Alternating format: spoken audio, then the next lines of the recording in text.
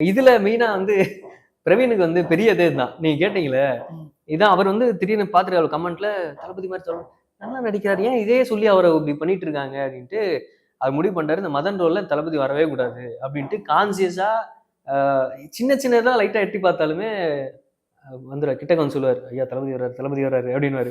சரி, சரி. Okay, okay. அப்படின்னு. ஈவன் டப்பிங்ல கூட டப்பிங்ல பேசும்போது கூட அந்த ஸ்லாங் சில சமயம் வரும்.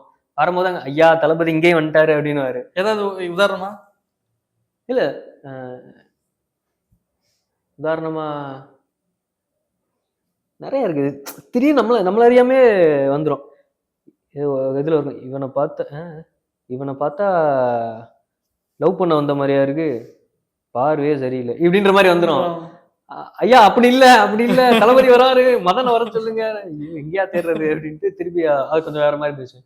ஸோ அவரு கான்ஷியஸா இருந்தாரு. அவருக்கு என்னன்னா, அந்த மாரி அவர்ட்டயே சொன்னவங்க இருக்காங்க. ஏய் அவரு அவரு தளபதி மாரி பண்ணுவாரேடா! அவர வச்சு என்ன எப்படி எடுக்குறன்ட்டு.